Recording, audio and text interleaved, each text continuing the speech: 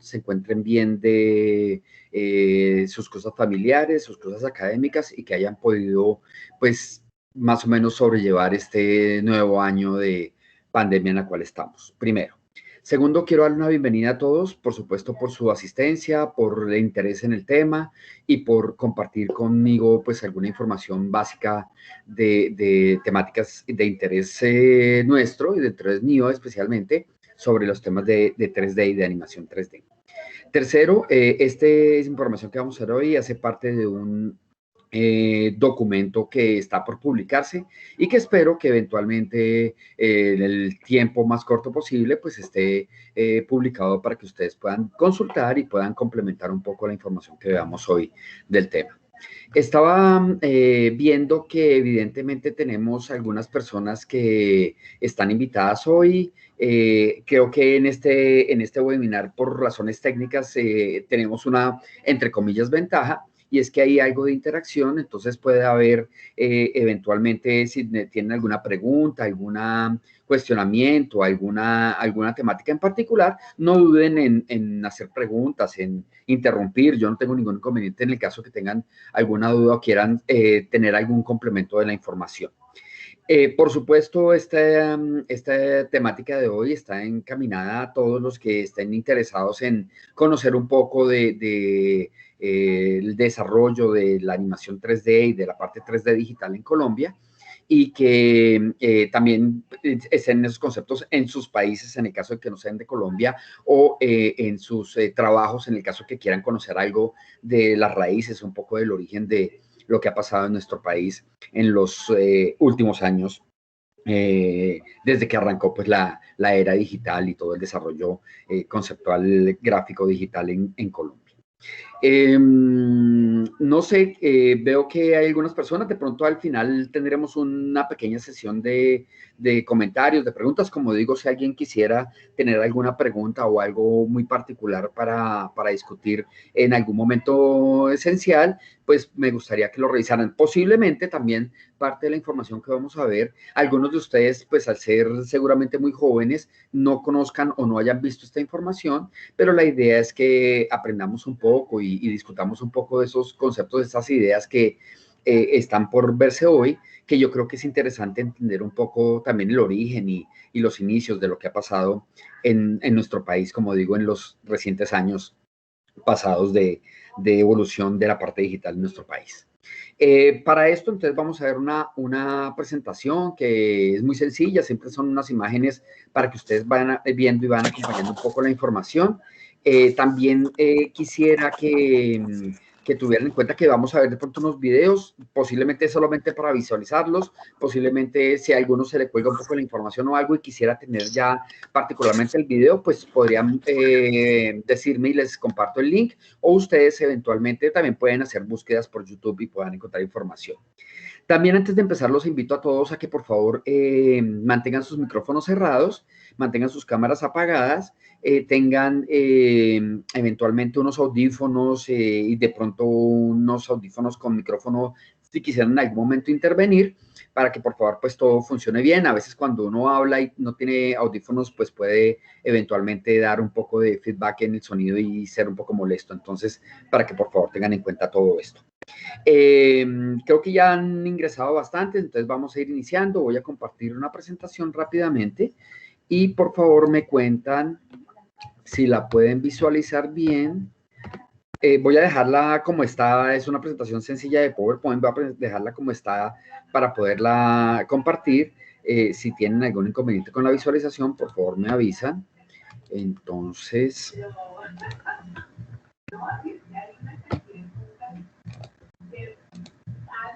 aquí va. Entonces ya la pueden visualizar ustedes. Sí, profe Camilo, ya la podemos visualizar. Listo, perfecto. Entonces, muchas gracias. Entonces, básicamente lo que quiero que veamos hoy es cómo ha sido el origen o el inicio de lo que he podido encontrar y he podido averiguar en nuestro país del desarrollo de la parte gráfica 3D en nuestro país, en Colombia, y cómo ha sido la evolución. Para esto, por supuesto, pues quiero primero hacer un contexto quiero hacer primero como panorama general de lo que vamos a ver y de la charla que voy a tener para que de pronto enfoquemos un poco el tema. De pronto si hay personas que no están conocedores de la temática o que no estén como involucrados en el mundo digital o en el mundo del diseño, pues de pronto tener también un pequeño contexto muy rápido sobre el tema. Resulta que en Colombia, como en buena parte del mundo, en los últimos años ha habido un desarrollo importante en la parte digital y esencialmente en mi parte básica que investigo, que averiguo, que es sobre el desarrollo de la parte 3D o de la imagen 3D o de la animación 3D. Entonces, si ustedes se han fijado en los últimos años, en la última era, hablo de los últimos 30, 40 años, por supuesto, que es una etapa, entre comillas, reciente de trabajo y de desarrollo en esas temáticas, hemos visto que tenemos, digamos que básicamente un gran incremento en el desarrollo audiovisual, desarrollo visual y desarrollo digital en proyectos y en trabajos en 3D, en animación, en diseño, en publicidad, en mercadeo, en fin. Por esta razón, pues podemos ver cómo en temáticas como los videojuegos, la animación, los comerciales, proyectos audiovisuales, la publicidad, trabajos científicos y académicos, pues ha habido un incremento en el desarrollo y en el trabajo de la animación 3D, de la gráfica 3D en nuestro país, como digo, por supuesto, paralelo al desarrollo que hay mundial sobre las temáticas. Hay un autor que me gustaría de pronto que lo investigaran o que lo vieran, que se llama Zielinski, que tiene algunos textos o algunos publicados aquí en Colombia por la Universidad de los Andes, que habla un poco sobre esta como desarrollo audiovisual que ha habido en los últimos años en el mundo y que por supuesto tienen una gran carga y una gran parte en el tema digital y en el tema tecnológico, pues que ha habido un gran desarrollo y un gran trabajo mundial sobre el tema. Entonces, básicamente él hace una arqueología de los medios y investiga un poco sobre lo que podemos entender un poco como una especie de desarrollo a partir de esos inicios particulares que hay sobre la era digital y aborda algunas temáticas que creo que son interesantes verlas como desde el pasado, cómo se fueron asumiendo eventualmente en nuestro desarrollo, en nuestra forma de entender el mundo, en nuestro contexto particular en el cual nos encontramos. Por esta razón, digamos que ahí hay una mirada atrás para de pronto empezar a entender y empezar a ver un poco cómo es el desarrollo de algunos efectos y de algunas temáticas que son particulares para este desarrollo. Entonces, resulta que Zielinski aborda y nos invita a que miremos a un sacerdote del siglo XVII que se llama Athanasius Kircher, que es, digamos que una persona fundamental como en este desarrollo de efectos y de tecnología y de inmersión y de efectos visuales que podemos de pronto ver desarrollados en la actualidad. Entonces, es un sacerdote alemán que asombró en algún momento por la realidad que trataba de generar en algunos productos, algunos efectos, algunos elementos que él trataba de trabajar con proyecciones, él trataba de representar la realidad de 3 dimensiones de alto, ancho y profundo con la ilusión de una obra artística mediante el engaño. Digamos que él producía algunas imágenes que ambientaban situaciones y que ambientaban elementos que la idea era que pudieran involucrar y pudieran dejar inmerso al espectador en algunas proyecciones. En esta imagen que vemos acá, es una imagen de uno de los proyectos que él realizó, que se llamaba La Linterna Mágica, donde él simplemente en un cuarto ponía una imagen, la reproducía en una pantalla, en un oscuro, a partir de la luz, y por supuesto de luz de vela, pues en ese momento, y generaba una ambientación y hacía como un trabajo muy bonito y muy interesante de cómo puede uno proyectar esa clase de imágenes. Esto, digamos que lleva un poco a entender que desde la antigüedad el hombre siempre ha buscado en su trabajo visual generar imágenes o tratar de representar la realidad con imágenes de la manera, pues, primero más básica, pero por supuesto después avanzando un poco conceptualmente, visualmente, técnicamente, en cómo tratar de representar estas imágenes que más adelante, pues, tuvieron todo el desarrollo que nos encontramos hoy en día. Entonces, básicamente, este sacerdote no solamente desarrolló la linterna mágica, tiene algunos inventos muy interesantes, como les digo, puedo les diría que pueden investigar un poco sobre él, que desarrolló algunas máquinas y algunos elementos que son.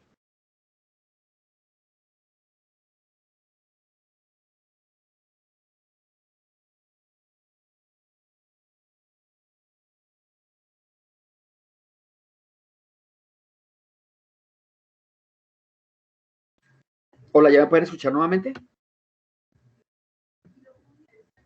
Sí, profe, otra vez podemos escuchar. Sí, alguien, no sé, decía que alguien me había sacado de la reunión, no sé qué sería. Perdón un segundo, voy a volver a compartir la presentación.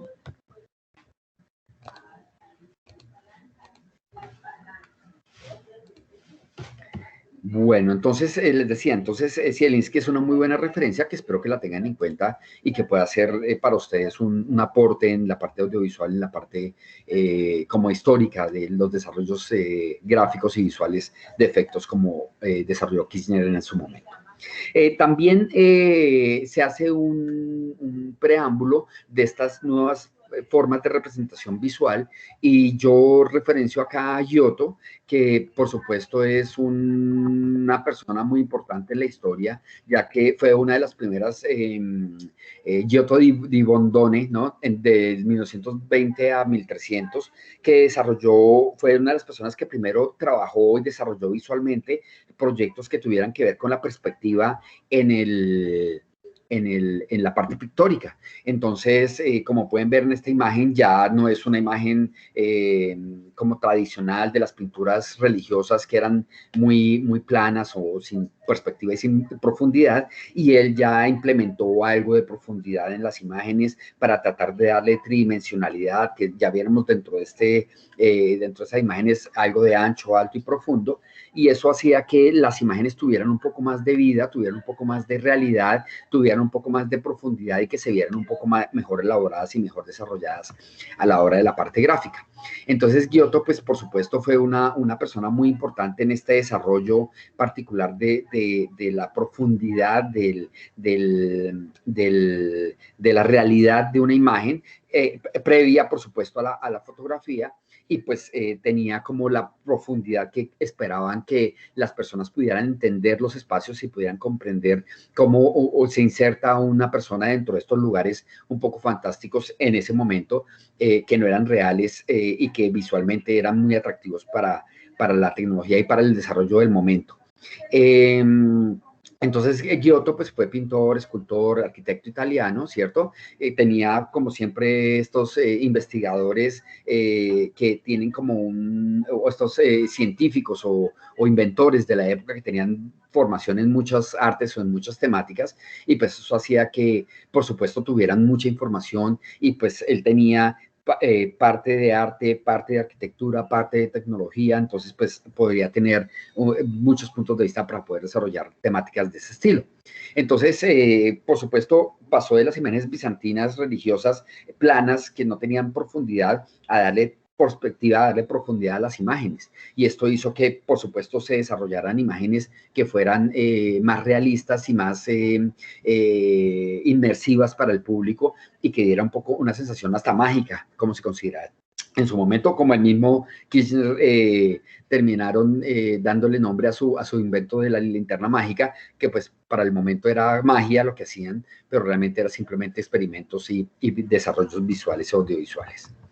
Eh, resulta que Giotto, pues Giotto esta etapa nueva de desarrollo de imágenes con profundidad y con perspectiva, y digamos que muchos de los desarrollos que hubo posteriores al trabajo de perspectiva que utilizó Giotto y al trabajo de inventos y experimentos que desarrolló Kirchner, pues desembocaron en nuevos inventos y en nuevos trabajos. Ya después, ya estando la revolución industrial, en el desarrollo tecnológico, en todo este trabajo del antiguo continente y de algo de América, pues hubo un desarrollo mucho más producido de inventos y de avances visuales que hicieron que, por supuesto, la imagen tuviera una relevancia más importante y que se lograran implementar todos estos desarrollos y todas estas ideas que tenía Giotto y que tenía Kirchner en su momento, ya en productos tecnológicos que fueran mucho más realistas.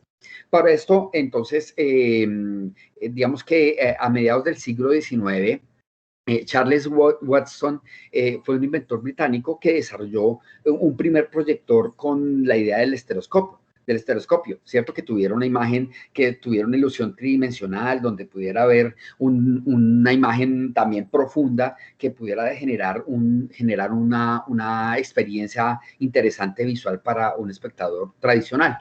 Entonces, él, digamos que fue una de las personas que empezó a trabajar en esta parte de generar ya un proceso digital, un proceso tecnológico, perdón, para la parte visual tridimensional y desarrolló este estereoscopio. Este estereoscópico que hizo pues un trabajo que evolucionó después en otros inventos que fueron también de finales del siglo XIX, ¿cierto? Donde podemos encontrar el penaquinosticopio, el praniscopio, el traumatropo, el filoscopio, el sopraxinoscopio, ¿cierto? Que fueron algunos inventos que fueron los preámbulos de la animación y del cine, que hicieron que tuvieran una experiencia los espectadores con imágenes ya más calculadas, más producidas y más elaboradas a partir de la fotografía, por supuesto, y en algunos casos a partir de la ilustración, ¿cierto? Muchas de las ideas de los primeros mutoscopios o de las primeras máquinas para poder ver imágenes en movimiento se crearon a partir de la fotografía porque pues tenían la posibilidad de poder hacer imágenes rápidamente, pero también tenían la posibilidad de dibujar o de hacer imágenes en ilustración que también pudieran desarrollar estos productos. Entonces, todo este desarrollo como conceptual, como artístico, como experimental que hubo en los siglos anteriores, ¿cierto? A partir de la pintura, del dibujo, a partir del trabajo visual que podía desarrollarse en algún momento, pues vino a repercutir en todos estos inventos cuando estuvo la revolución industrial, que hizo que la fotografía y toda esta parte de la invención del cine y toda esta información de la fotografía y de la imagen en celuloide, pues hiciera que terminaran estos desarrollos digamos que de invenciones y de historia de su momento. Entonces, este inventor, Charles Watson, inventó digamos que hizo un primer formato de este estereoscopio, que como pueden ver en este plano, pues es un invento bastante complejo para su momento, que tenía una palanca donde cual se podía mover un rollo, que tenía espejos y que tenía lentes para poder visualizar una película y podría ver uno allí una animación donde tenía una representación estereoscópica y que creo que es un invento, un desarrollo bastante interesante en la época nuestra. Tiempo después, ¿cierto? Después de esos inventos, ya en el siglo XX, se desarrollan otras ideas, que fue visualizar películas o visualizar imágenes que tuvieran la idea de dos conceptos para ver estereoscopía. Una es el anaglifo y otra es las gafas polarizadas. El anaglifo es esas gafas que ven en la parte superior, que son unas gafas, normalmente eran de cartón, de papel, que tenían dos filtros o dos dos acetatos de color azul y rojo que hacían que uno pudiera filtrar una imagen con otra con dos tonalidades, azul y roja, y que daba la sensación de ser tridimensional. Y la otra es las gafas que ven abajo, que son las que utilizamos actualmente, las imágenes polarizadas, que tienen un filtro polarizado en cada uno de los lentes que deja ver un ojo deja ver, o una parte del ojo deja ver una imagen, y la otro filtro deja ver otra imagen, y así puede armar uno en el cerebro la fusión de dos imágenes para darle tridimensionalidad a la película o la animación o a lo que uno esté viendo. Entonces, el desarrollo del anaglifo, pues tuvo un trabajo muy interesante en los 50, en los 60, digamos que tuvo un desarrollo muy importante, aunque hubo experimentos anteriores, pero digamos que fue el momento como más llamativo del anaglifo, y pues por supuesto las polarizadas, que fueron lo que hemos tenido durante los últimos 20 años, tal vez, o más, ya comercialmente hablando en la cinematografía mundial y local, donde podemos encontrar que estas clases de gafas pues tienen una definición y una forma de trabajo un poco diferentes al anaglifo, ya que el anaglifo pues producía algo de cansancio, eran un poco incómodas al ver un video, pues si uno viendo una imagen con anaglifos corta, un corto pequeño o simplemente imágenes, se cansa uno visualmente, pues ya viendo una película de hora y media, 2 horas, pues era un momento muy extenuante pues para la vista en su momento. Entonces tenemos esos desarrollos. Básicamente lo que hace cada uno de ellos es que cada uno filtra una imagen. Hay dos imágenes montadas una sobre otra que están puestas en un video, en una fotografía o en lo que uno crea que puede como mezclar para hacer la estereoscopía, y lo que hace las gafas es poder filtrar cada imagen para que, como digo, en el cerebro cada imagen entre por cada uno de los ojos y en el cerebro se arme una sola imagen con los dos y es la profundidad tridimensional. También las imágenes estereoscópicas tienen otra representación como, por ejemplo, el Viewmaster, que era esta maquinita rojita que vendieron también en los 70, 60, que tenían unos discos que uno podía pasar. Y este sistema era un poco diferente porque en ese sistema tenía uno una división de los dos ojos, algo parecido como las gafas de realidad virtual que hay ahora para los celulares y para los temas digitales y la realidad virtual. Y resulta que entonces esas maquinitas tenían separadas dos imágenes, una imagen para el ojo derecho, una imagen para el ojo izquierdo. Nuevamente el cerebro, al ver las imágenes separadas, cada una de las imágenes llegaba a cada ojo separado, y en el cerebro las dos imágenes se convierten en una sola y dan la sensación de tridimensionalidad. Ese es otro efecto que también, por supuesto, fue otro avance conceptual, artístico y tecnológico que se desarrolló a partir de las primeras ideas creativas que hubo sobre la imagen en 3D, y que después, por supuesto, la tecnología logró hacer y la ciencia logró hacer que estas imágenes se llevaran a cabo y pudieran verse como se ven actualmente. También tenemos otro avance tecnológico ahí actualmente, y es el desarrollo de imágenes 3D que se ven en los televisores que tienen gafas 3D, pero que tienen además unas gafas que tienen energía para poder hacer que el filtro polarizado tenga movimiento y pueda hacer que la imagen se vea en tiempo real con respecto al televisor, con referencia al televisor. Pero pues no sé si ustedes se han dado cuenta que esta tecnología no ha sido como tan popular, no ha sido como tan bien desarrollada, falta como un poco más de concepto allí, porque pues creo que por lo menos en Colombia los televisores de venta de imágenes 3D no son muy grandes, primero, y segundo, tenemos unas imágenes que son un poco difíciles de poder producir, y que la televisión en Colombia, pues como siempre va un poco relegada con el resto de la televisión en el mundo y el cine también, pues aquí no se produce todavía televisión en 3D para poder verla eventualmente, pues comúnmente día a día, y no todos tenemos televisores en 3D, con gafas 3D, porque además la producción televisiva nacional pues no tiene esas representaciones para poderlas ver. Entonces, pues es un desarrollo que viene poco a poco trabajando.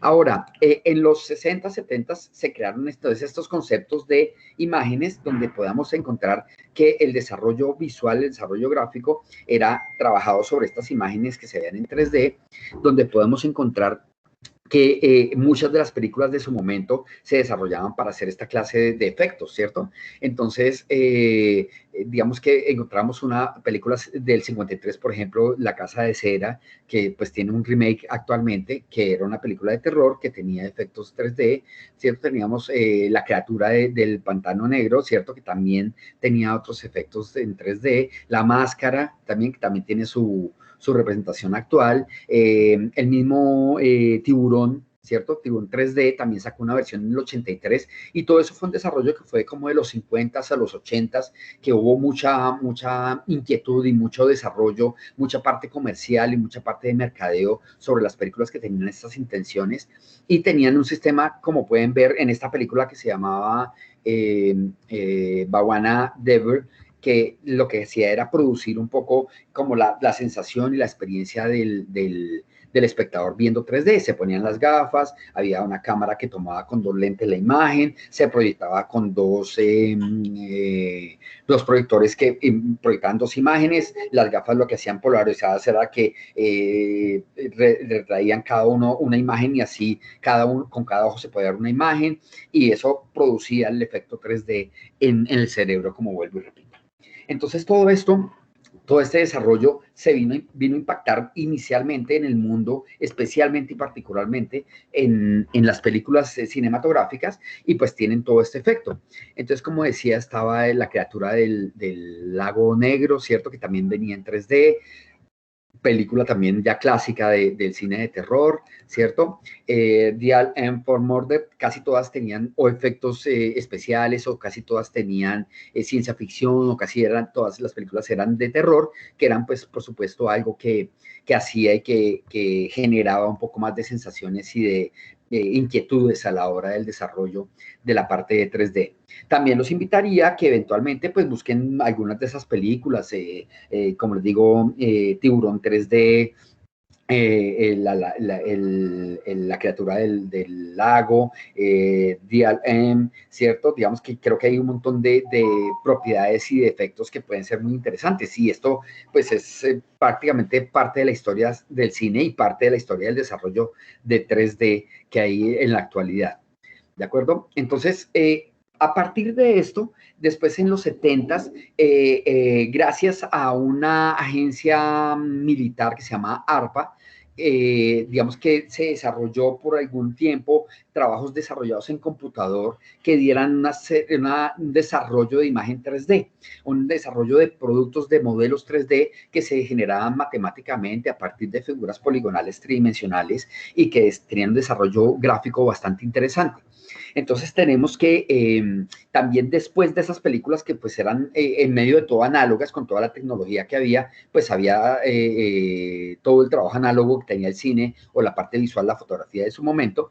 Después de esto ya sí empezó el trabajo computarizado y el trabajo entre comillas digital que empezó a partir de la invención del computador y de desarrollos tecnológicos, vuelvo y repito, desde el punto de vista militar que tristemente pues es parte de la manera como se han desarrollado inventos en la actualidad y es a partir del trabajo militar que se pueden llegar a ciertos avances tecnológicos. Entonces, esta agencia ARPA desarrolló unos modelos, unos cálculos tridimensionales para poder posicionar elementos en 3D y hacer barridos tridimensionales de terrenos, hacer barridos tridimensionales de espacios, que los adaptó muy rápidamente la parte de entretenimiento, la parte de cinematografía, en su momento cuando apareció la proyección IMAX, ¿cierto? Que era pues esta imagen máxima que tenía en su momento la presentación y bajo esa idea pues pudieron generar unos productos mucho más interesantes. Entonces, también esto fue a finales de los 60s, como comienzos de los 70s, donde empezó ya el trabajo de desarrollo de software, de desarrollo de hardware, que pues llevó a que ya hubiese unos primeros intentos, unos primeros trabajos muy particulares del desarrollo en 3D. Allí encontramos dos temas particulares o dos informaciones particulares.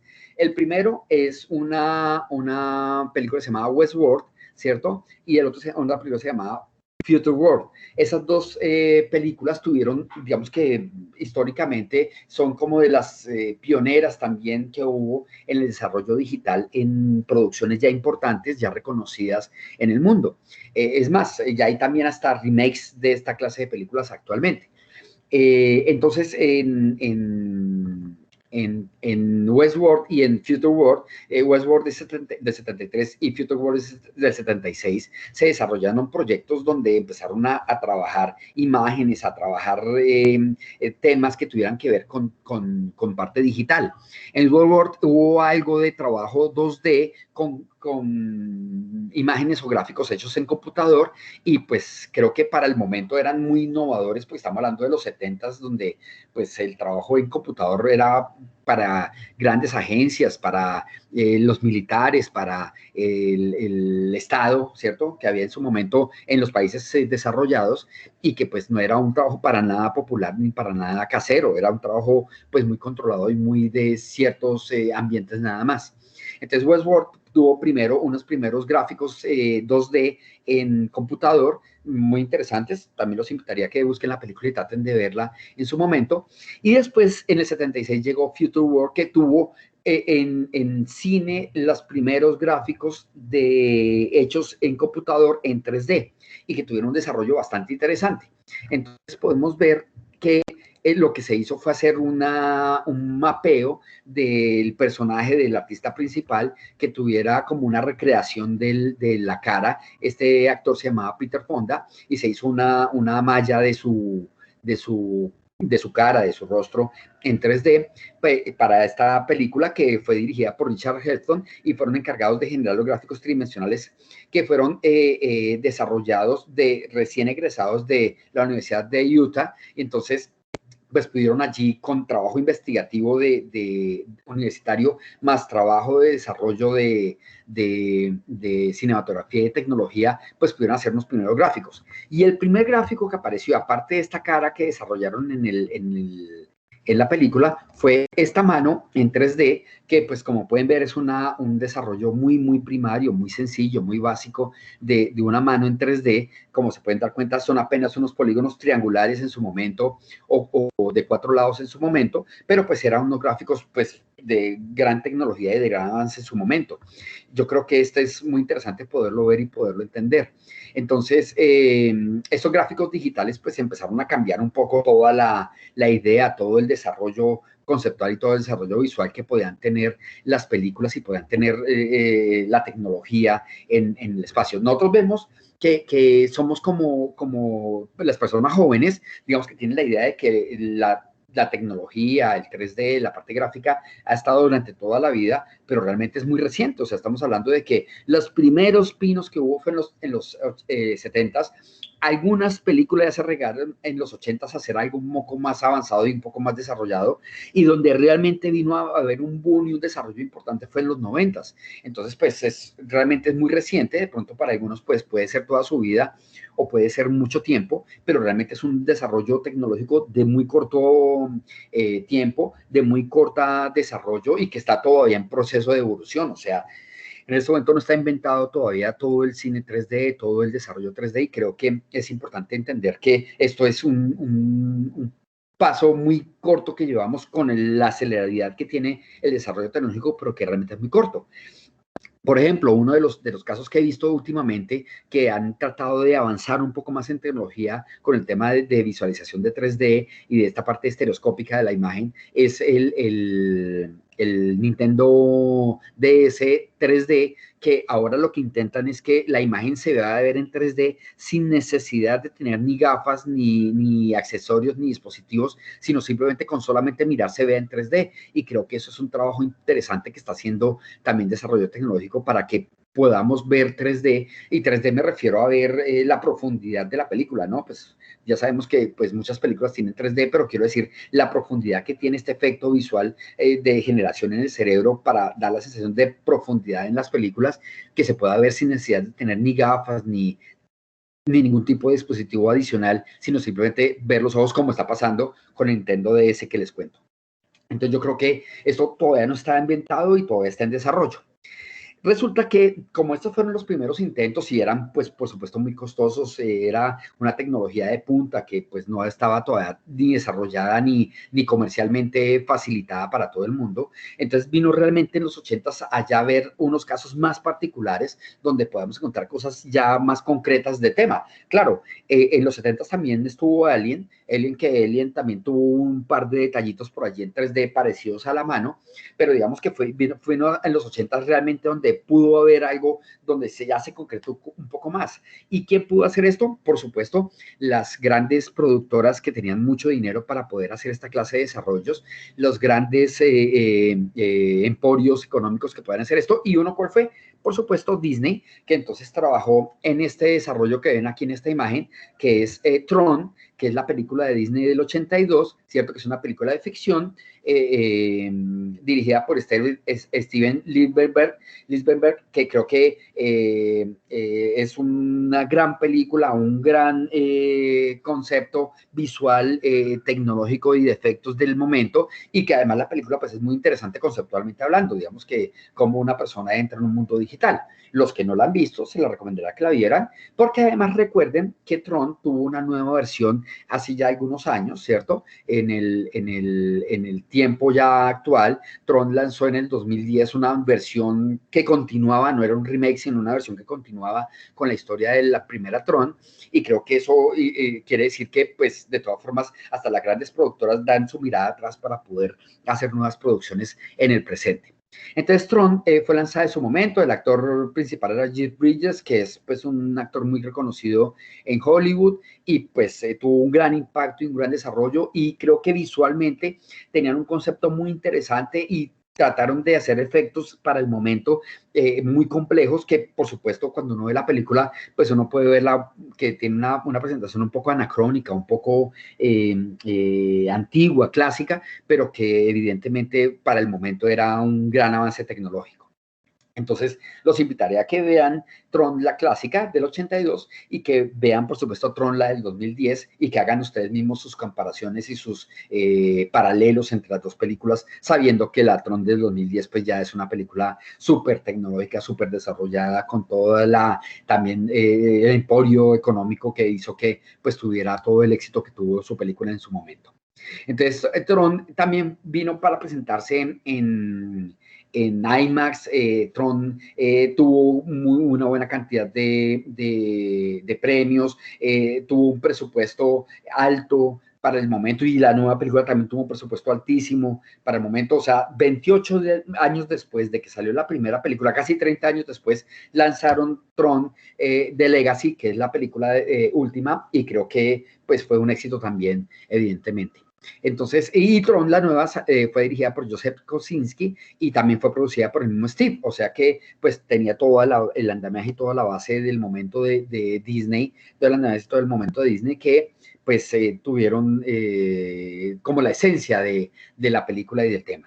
Además que, por supuesto, unos grandes representantes del tema digital, del tema electrónico actual, musicalmente hablando, que fue Daft Punk, era la banda sonora de esta película. Entonces hicieron una mezcla muy interesante de los dos trabajos y de los dos esquemas de esta situación y de este trabajo. Entonces, si ustedes miran Tron, la nueva, pues hay un desarrollo muy bonito, muy interesante en la parte visual, en la parte audiovisual de las escenografías, de los vehículos, de los trajes, de los personajes. Creo que todo esto, pues, fue una inspiración muy grande de la Tron del 82 para que, pues, repercutiera en todo este desarrollo y todo este proceso que hubo en el trabajo actual. Ahora, después en el 89, James Cameron se arriesgó a hacer otra propuesta muy interesante de trabajo digital y 3D en el cine, que fue The Abyss, que es una película, El Abismo, que es una película de un extraterrestre que llega a la Tierra y que toma formas y que toma forma como el agua, y todo ese desarrollo lo hicieron en 3D, que para su momento pues también fue un trabajo digital bastante interesante, muy bien hecho, muy bien desarrollado, con una idea de fotorrealismo en el trabajo gráfico y en el trabajo visual, y que pues repercutió en que tuvo el reconocimiento de James Cameron como un gran director de cine y pues que tuvo todo este impacto que generó esta película en el tema de la industria cinematográfica, por lo menos en Hollywood, ¿cierto? Que ya sabemos que son bastante abanderados del tema tecnológico en este espacio de Hollywood que invierte muchos millones de dólares y dinero en esta clase de efectos digitales. Entonces resulta que a partir de estas dos películas, de Tron y de Abyss, que fueron dos películas que se arriesgaron en los 80s a involucrar gráficos 3D, de pronto todavía precarios, todavía un poco básicos, pero que creo yo eran muy arriesgados en su momento. Vino en los 90s una película que ya cambió un poco más el concepto y que desarrolló un poco más la idea del trabajo de 3D, que fue Terminator 2. Entonces, Terminator 2, que es del 91, estamos hablando de una película bastante vieja ya, ¿cierto? Terminator 2 del 91, pues tuvo un trabajo tecnológico con el desarrollo del personaje del Terminator en 3D, con este fluido que se transformaba en otras cosas y que fue un éxito en taquilla y que fue un éxito conceptualmente hablando y que abrió la puerta para que ya las películas dijeran, bueno, entonces ahora sí vamos a extender rápidamente el CGI, ¿cierto? Vamos a hacer que el cine tome la televisión, la arquitectura, todo tome, la industria en general tome el 3D como una alternativa y poder producir piezas más populares, más generales, que todo el mundo pueda empezar a producir 3D. Por esta razón, desde esa época hasta hoy, pues existen una gran cantidad de herramientas y de software para poder trabajar 3D. Digamos que básicamente yo hice una especie como de indagación de un buen listado de la cantidad de programas que hay en 3D y pues hay que destacar bastantes, ¿cierto? Había uno que se llamaba 1, 2, 3D, hay otro que se llamaba 3D Code, hay otro que se llamaba 3D Crafter, hay otro que se llama, pues por supuesto 3D Max, que es muy reconocido, AC3D, Aladdin 4D, otro que se llamaba Animation Master, otro que se llamaba Animation Master, otro que se llamaba AutoQ 3D, en fin, digamos, está Blender, está Maya, está Softimage, está RealFlow, está RealSoft, está Remo, o sea, hay una gran cantidad de programas en 3D, algunos han sobrevivido, otros han claudicado en el intento.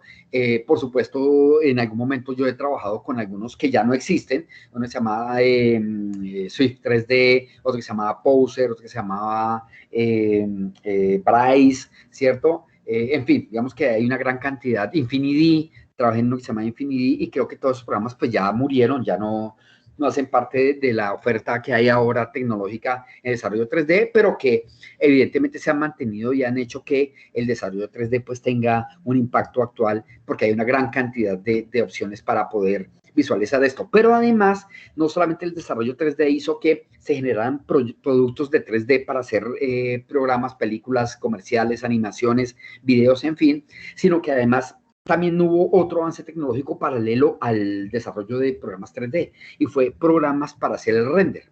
Para los que no sepan, el render es el proceso que hace el software de volver las imágenes del programa que son volumétricas en 3D y renderizarlas para que se vuelvan imágenes fijas para poder volver esto un video, para poder volver esto una imagen, para poder llevarlo a editar, llevarlo a ponerle sonido. Entonces, también hubo un avance tecnológico en el caso de los softwares de renderizado. Y aquí también encontramos una buena, gran cantidad de programas de muy alta calidad, algunos, otros más básicos, pero que todos han sido de la evolución del 3D.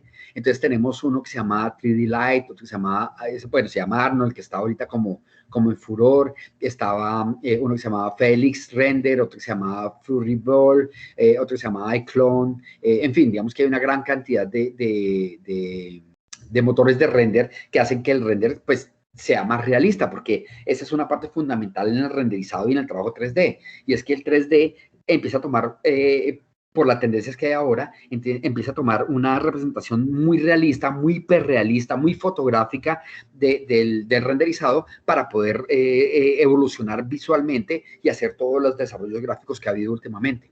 Entonces, V-Ray y especialmente uno ha sido también nuevamente el líder, como ya sabemos, pues Hollywood y Disney han sido como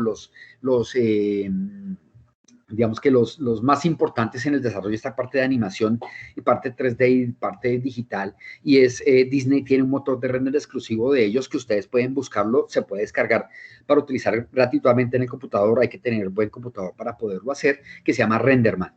RenderMan es un gran motor de render, es el motor de render con el cual se hace El Señor de los Anillos, las películas de Pixar, las películas de Disney, Star Wars, la Industrial Light and Magic, Lucasfilm, DreamWorks, Sony Pictures, todas estas clases de grandes productoras utilizan estos motores de render y especialmente RenderMan, pues que es súper profesional. Por eso vemos el realismo que tiene películas como Jurassic Park, como Transformer, como las de Disney, que pues son espectaculares en la parte visual, porque el desarrollo, vuelvo y repito, de renderizado, pues ha hecho que también se vea mucho más interesante el tema de 3D.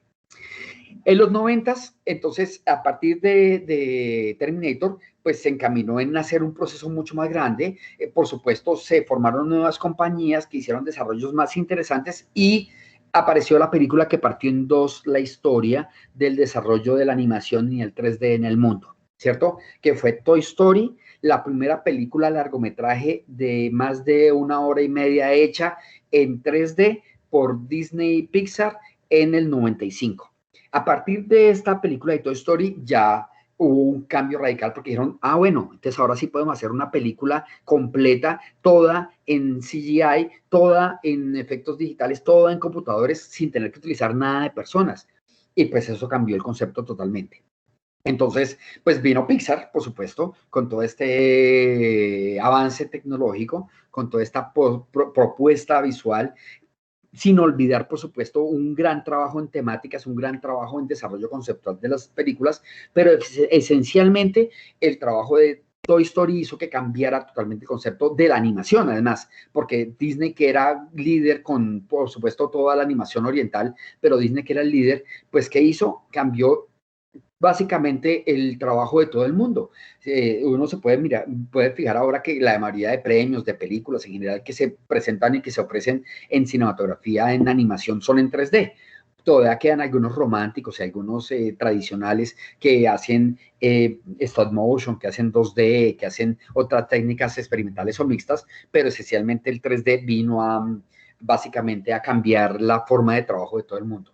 Entonces, Pixar con Disney, pues arrancan a hacer una gran cantidad de películas de primer nivel, Box Life, Toy Story 2, Monsters Inc., Buscando a Nemo, Los Increíbles, Cars, Ratatouille, Wall-E, Up, Toy Story 3, Toy Story 4, Cars 2, Brave, Monsters University, Inside Out, The Good Dinosaur, Finding Dory, o sea, creo que es impresionante el trabajo y ahora pues sin dudar, pues con el nuevo canal de Disney Channel, pues ustedes se han dado cuenta que Star Wars se potencializó gracias al mismo Disney y a Lucasfilms que tenían ya una idea de hacer todo el tema de los clones y todo el tema de Star Wars, de ampliar el universo de Star Wars, ¿cierto? Y las nuevas películas que han salido también como Soul y como la última, no recuerdo cómo se llama la última, que también está en Disney Channel, pues que por supuesto son de primera calidad y de primer trabajo.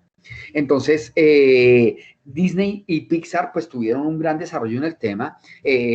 Lucasfilm tuvo también un cambio a una parte digital. Pues Lucasfilm, después de hacer las 3 Star Wars, en los 90 vino a hacer la segunda saga de los Star Wars, que fue totalmente digital, totalmente en 3D, con una gran cantidad de efectos, claro, con imagen real también, pero por supuesto desarrolló un trabajo muy interesante en la producción y en la parte audiovisual en 3D, y creo que eso pues fue un avance y un desarrollo muy importante.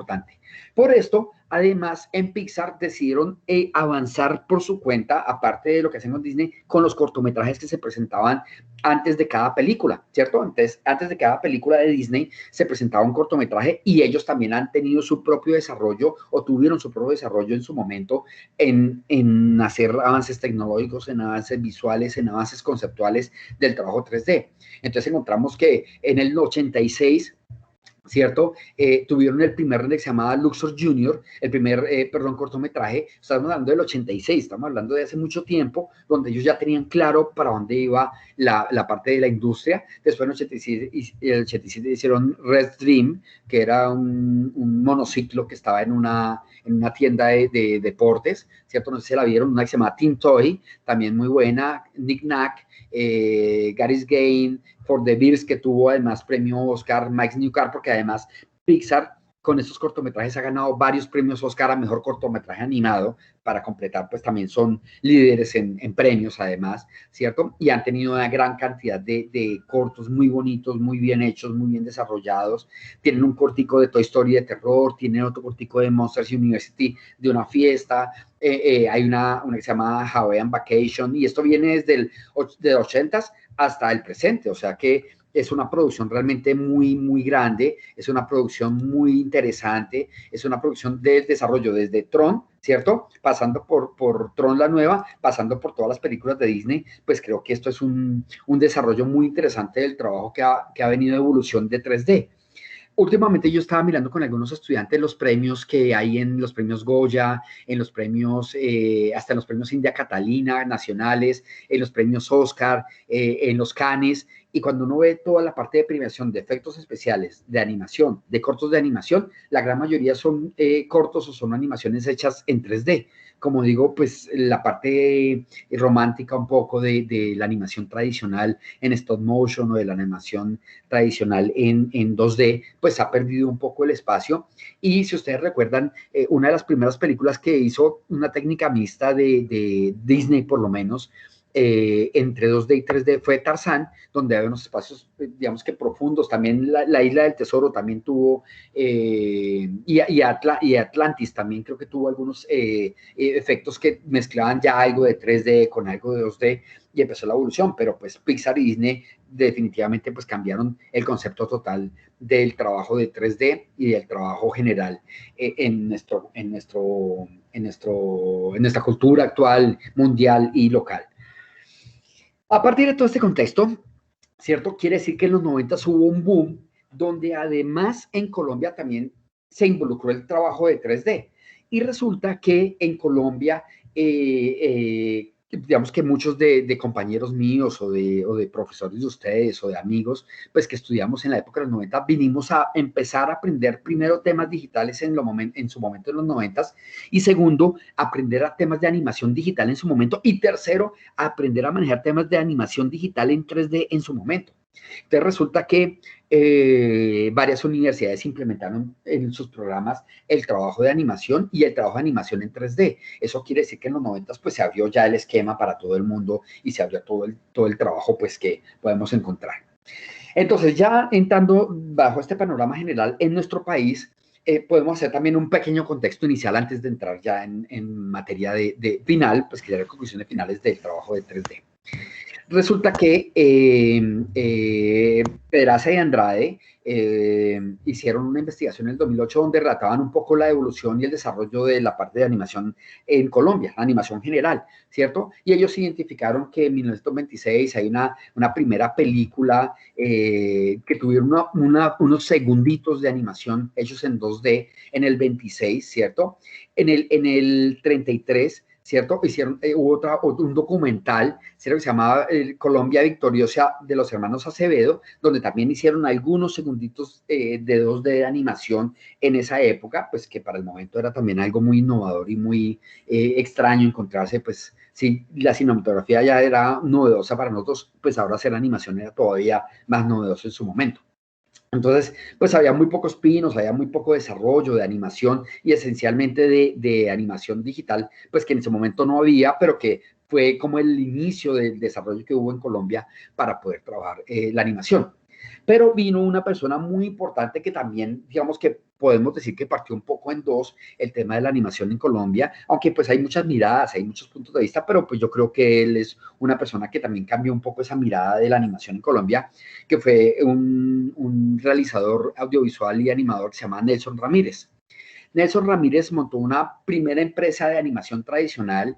Él tenía un equipo de dibujantes que hacían trabajos de animación 3D y de animación, perdón, en general 2D en este momento, y que trabajaban pues una gran cantidad de producción en nuestro país, con un diferencial que hay con respecto al resto del mundo.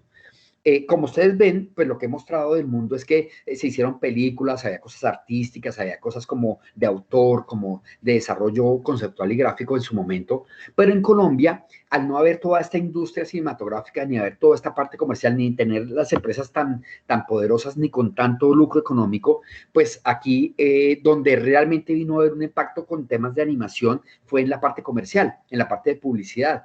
Por eso, buena parte de comerciales de la época de los 70s, 80s, 90s era animada. Se hacía mucho el uso de la animación en ese momento. Y también muchas series de televisión o muchas novelas de su momento también tenían una buena cantidad de cosas de animación que había en su momento. Entonces, pues yo creo que era importante entender y ver que había en ese momento pues una producción importante de animación. Permítame un segundo, voy a compartir ahora, voy a dejar de compartir esto, voy a compartir ahora un tema. Al final veo que hay unas preguntas, qué pena, no estaba mirando el chat. Al final, si quieren, podemos discutir un poquito del tema. Yo sé que han escrito y que había dicho que me podían interrumpir, pero déjenme un segundito, o esperen, voy a revisarlo, mejor dicho. A ver si hay alguna pregunta en particular. Tenemos dos preguntas, profe. Sí, Una Ricardo, pregunta es, hablo de una vez.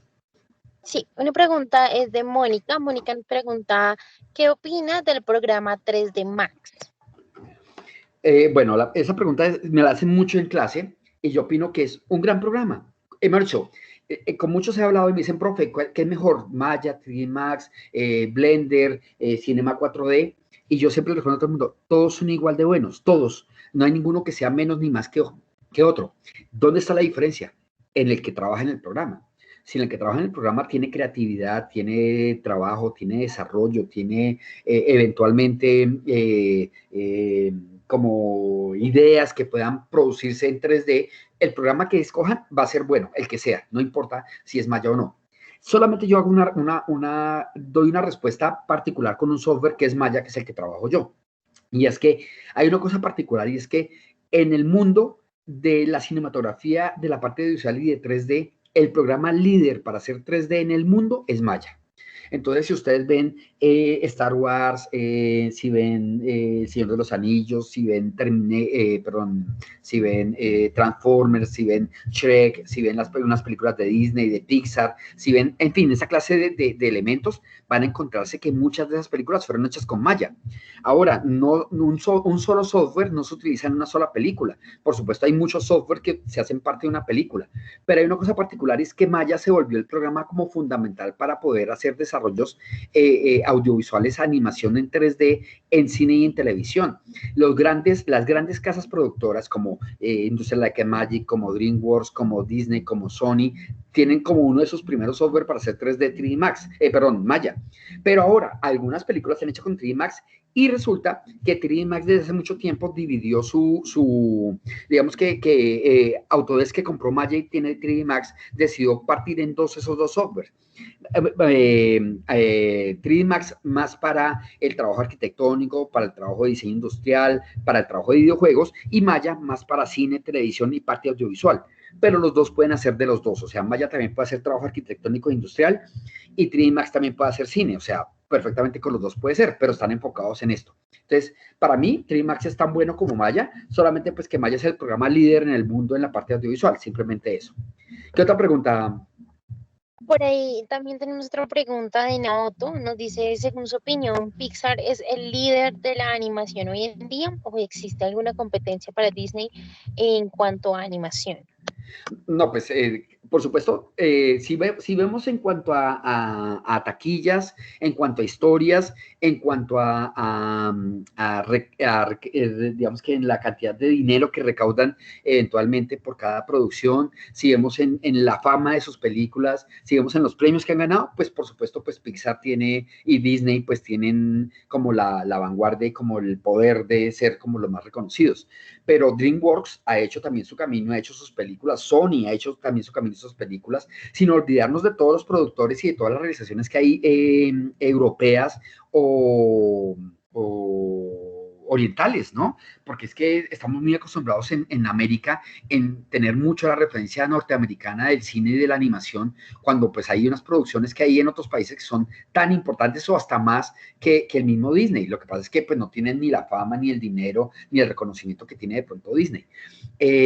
Por ejemplo, hay una categoría que me gusta mucho, que es la de mejor corto animado, porque a pesar de que Pixar pues tiene el dominio allí de esta categoría, en los Óscares especialmente me refiero, por supuesto, también aparecen sorpresas. Entonces, hace algunos años, por ejemplo, ganó Historia de un oso, cortometraje eso en Chile, primer cortometraje de animación que ganó un Oscar en Latinoamérica y fue chileno. Entonces, yo creo que decir que Disney es Disney Pixar o Pixar son como los más importantes, pues sí, puede ser una idea, pero que son los únicos o que de pronto no hay nadie más que les compita, yo creo que no. Yo creo que sí hay otras alternativas. Lo que pasa es que el poder económico, el poder comercial, el poder de publicidad que tiene Disney, pues seguramente no lo tienen los independientes. Y yo supondría, pues la pregunta que me hacen, que de pronto ustedes no han escuchado Historia de un oso. Yo les invito, busquen Historia de un oso en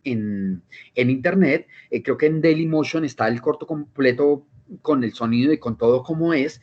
Entonces pueden buscar el cortico y es un corto muy bonito, muy bien hecho, muy crítico, muy además que que hace una reflexión de un tema social, de un tema cultural complicado de Chile, y creo que eso también hace interesante esas propuestas que son alternativas. Es como ver en los Óscares el mejor película extranjera. Creo que ahí de pronto, a pesar de que también tienen poder y también tienen un emporio económico detrás de esas películas, pues no tienen el tema de Hollywood, que por supuesto es como muy importante. O el cine coreano que últimamente ha cogido pues mucha fuerza. Van a encontrar que hay unas series y hay unas películas en Netflix de cine coreano que tienen unos efectos digitales espectaculares. Lo que pasa es que, vuelvo y repito, no tienen ni la fama, ni el dinero, ni todo el andamiaje que tiene Disney para poder presentar sus historias o para poder presentar sus ideas. Entonces, pues yo creo que si hay personas que pueden, hay empresas, perdón, o hay producciones que pueden tener el mismo nivel conceptual y hasta técnico de Disney, pero que por supuesto, pues Disney tener más dinero, pues puede ser. ¿Alguna pregunta más? No, por el momento. Recuérdate que no estamos viendo. Pero ya hay más preguntas. Perdón, no te entendí. Ya, no, no hay más preguntas, solamente recordarte que no te estamos viendo, solo estamos viendo tu presentación. Es decir, tu cámara está apagada.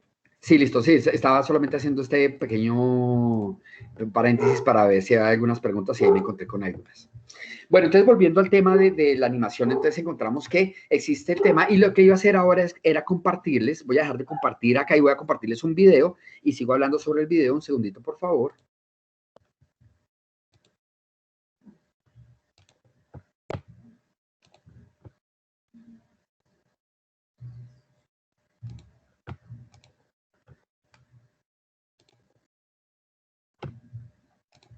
Por favor, me dice si ya lo pueden ver. Sí, Sí, profe, ya.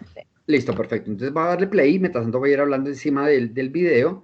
Entonces resulta que Nelson Ramírez, como les decía, era fue porque ya se murió lamentablemente. Nelson se murió, fue uno de los pioneros de la animación comercial en el país. Aquí van a ver un reel de él, la pueden buscar en YouTube, ponen Nelson Ramírez Reel, van a encontrar este reel, y él eventualmente hizo inicialmente las primeras animaciones comerciales famosas del país. Entonces hizo comerciales de Prismacolor, hizo comerciales de productos alimenticios, hizo comerciales de Magicolor, que fue muy famoso en su momento. Aquí, por ejemplo, en este ya involucraba 3D, como pueden ver, tenía este lápiz ahí armado en 3D, pero la gran mayoría del trabajo de él inicialmente fue 2D.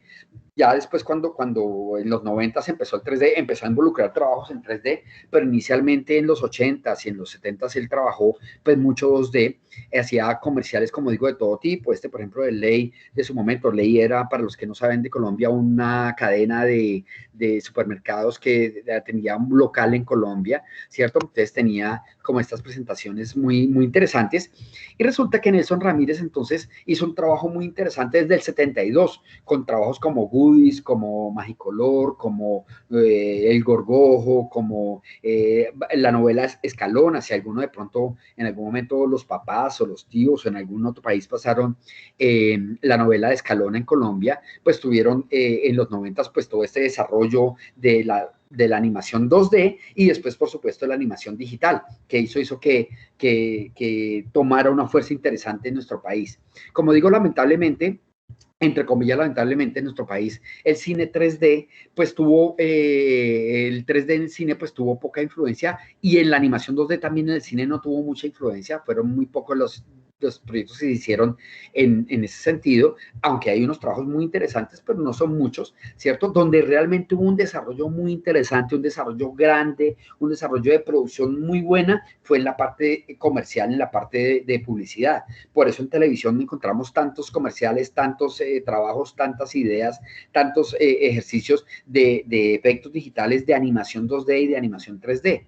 Entonces Nelson pues fue un pionero, por supuesto, del trabajo que se hizo en Colombia en animación. Hizo también algunas cosas con un banco que era Las Villas, hizo otra cosa con Alcacercer, un producto de Bayer, hizo algunas cosas de animación en general para televisión, para televisión, además, como digo, no solamente de comerciales, sino también de novelas y de programas.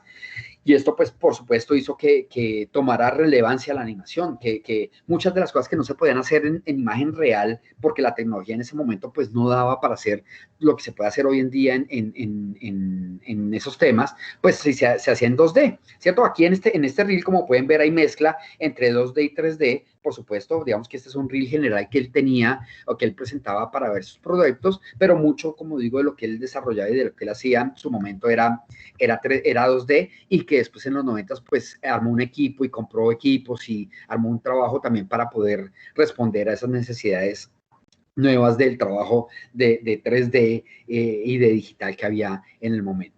Entonces, a partir de él, pues surgieron muchos más realizadores. Estuvo Fernando Laverde, estuvo estuvo otros productos que hablan sobre un producto como Bella Flor, ¿cierto? Que fue en el 72 de animación, o Un planeta llamado Tierra y Pepita Rojas, ¿cierto? Que también fue otro producto de animación que hizo también. El productor es Fernando Laverde, creó también un largometraje animado colombiano, La pobre viejecita, ¿cierto? Todo esto en los 70s, que era una época donde hasta ahora estaba empezando a trabajar el tema. Después surge Carlos Santa, ¿cierto? Carlos Santa también tenía una animación un poco más conceptual, más artística del desarrollo. Entonces animaban collage con rotoscopia, fotocopias retocadas, hizo varias cortometrajes y varias producciones, La selva oscura, Pasajeros de la noche, ¿cierto? Donde pues había un buen trabajo, y eso fue ya en los 90, 2000, donde empezó ya a haber un poco más de desarrollo y de trabajo. A partir de eso también empezaron a surgir otras empresas y otros proyectos grandes, ¿no? Que pues como él era el único en su momento, después pues empezó a llegar la competencia. Y aparecieron, por ejemplo, empresas como Conexión Creativa, que eran de los hermanos Ayek, de argentinos, que llegaron a Colombia también a hacer producciones animadas, ¿cierto? Que hicieron el siguiente programa, que hicieron Betty Toons, que hicieron videos para Terciopelados, en fin, hicieron algunas cosas que eran interesantes, hicieron un largometraje que era El héroe, que era sobre Simón Bolívar, sobre Bolívar, ¿cierto? En el 2003, o sea, estamos hablando que en los 90 como que se armó todo este tema para que en los 2000 ya empezara a haber algo más de producción de animación un poco más seria, y además de animación en temas digitales, que pues por supuesto facilitaba el desarrollo y el trabajo de 3D. A partir de estos desarrollos, entonces, académicamente hubo investigaciones, ¿cierto? Andrade, que ha nombrado anteriormente, un gran amigo de Loop, que trabaja con temas de animación, hizo, como les decía, un barrido de como el origen de la animación 3D, y entonces aparecieron empresas como Camaleón, ¿cierto? Empezaron a aparecer personas que particularmente empezaron a trabajar en 3D, como por ejemplo Miguel Urrutia, ¿cierto? Que hizo un cortometraje, que hizo varias producciones en 3D también. Empezaron a aparecer empresas que empezaron a producir y a desarrollar temas de 3D y de animación, ¿cierto? A partir de la animación 2D, pues empezaron entonces en los 80s, 90s a producir cosas en 3D, donde había empresas como Tonka Films, donde estaba GES, donde está el mismo Nelson Ramírez, que empezaron a incursionar en 3D. Y el 3D inicial que tenía, así como pueden ver en este trabajo de Nelson Ramírez, pues el 3D, pues pensar en una producción larga era casi que imposible en su momento.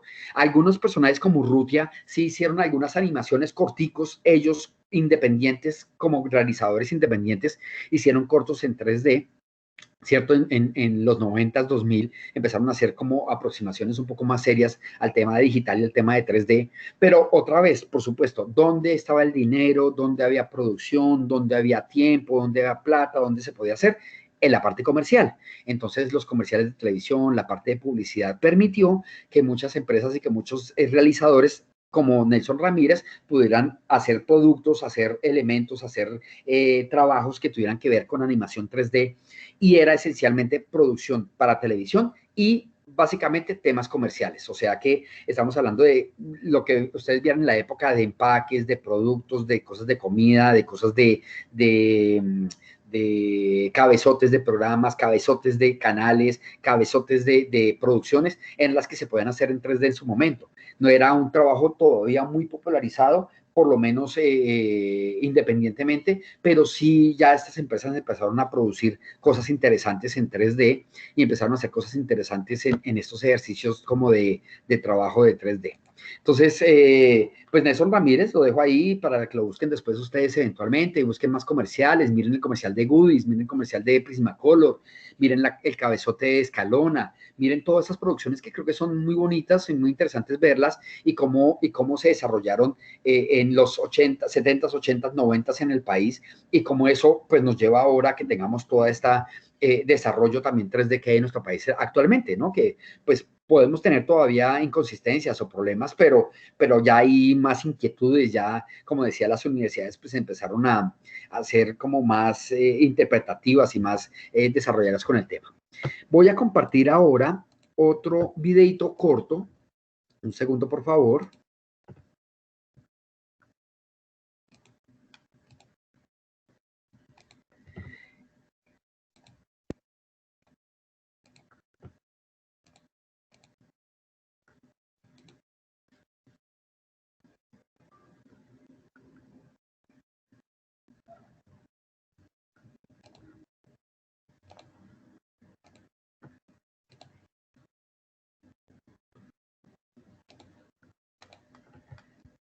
Me dice si ya lo pueden ver ahí.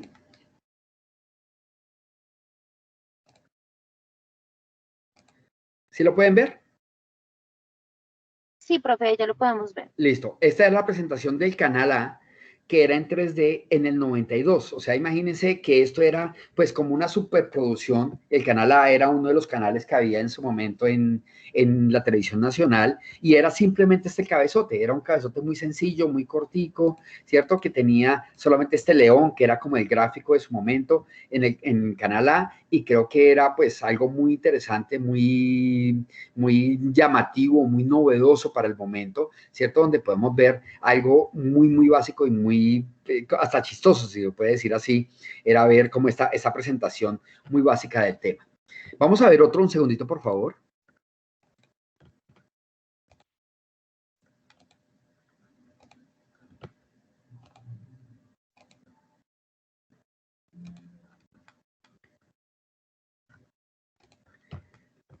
Este, cuando lo puedan ver, ¿cierto?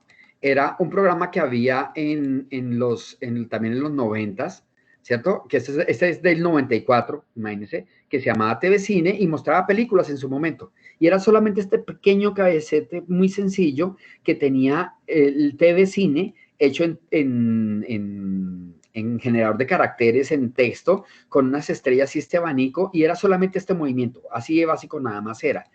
En algún momento, un amigo trabajaba en GES pues una producción de estas, hacer un render de estos, se demoraban 2, 3, 4 días haciendo un render de estos nada más para que se dejaran apenas unos 3, 4, 5 segundos en producción. O sea, era una cosa tan sencilla, tan básica, tan elemental que hacía que fuera muy llamativo pues para el momento, ¿no? Como digo, no había muchas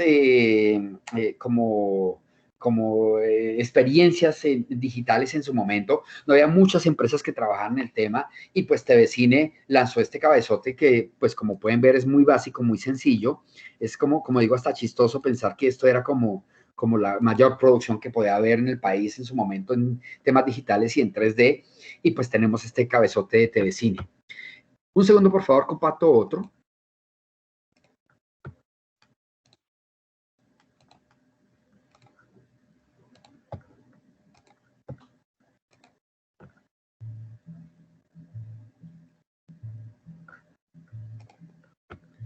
Está este otro, ¿cierto?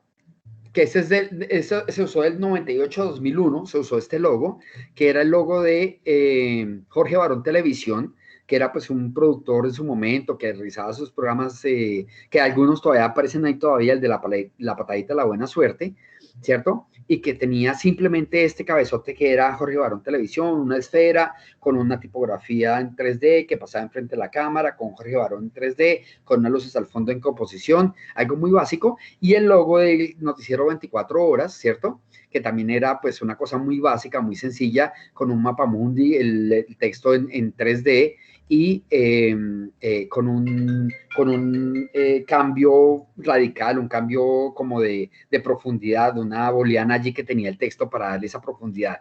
Entonces, como se pueden dar cuenta, en los 90 esto era algo muy básico, muy sencillo, muy digamos que de un trabajo muy inicial de trabajo, y era la parte de producción profesional que se hacía, o sea, digamos que esto era lo que se hacía en televisión en su momento. No es como las producciones que uno ve ahora, no es como los desarrollos que uno ve ahora, que pues son más interesantes, son más elaborados, son más armados, pero miren que en su momento pues esto era lo que había y con esto era lo que uno convivía en su momento. Y voy a mostrar un último video aquí, por favor, un segundo.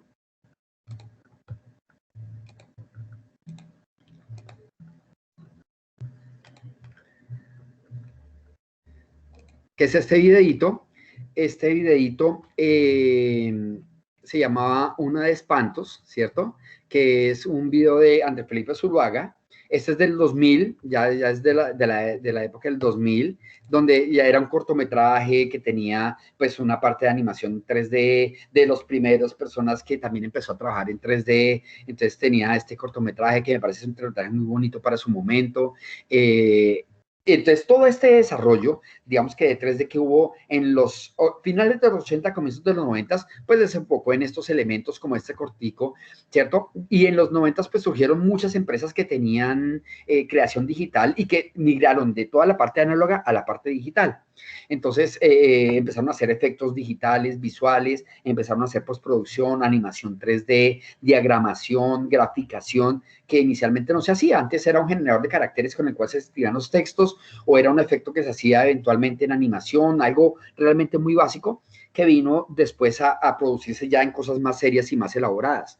Entonces surgen empresas como Oruga, como Oruga Animation Studios, FX, La Poster, Fractal, Voodoo, Zion, Control Z, Arimaca, Radar Creativo, Jaguar Taller, en fin, una gran cantidad de empresas. También empezaron a surgir cosas como Loop, ¿cierto? Que es la empresa de Andrade, de Oscar Andrade, o la organización de Oscar Andrade, que también ha trabajado en el desarrollo y en la cultura de la animación en Colombia, y pues por supuesto en los últimos años también en el tema de 3D y de la parte digital. También en los últimos años, bueno, los últimos años me refiero desde de los 90 para acá, ¿cierto? Las universidades como la Nacional, como la Tadeo, como el mismo Poli, además, han empezado a generar posgrados, estudios y carreras que tienen que ver con animación y con parte de la parte digital, ¿cierto?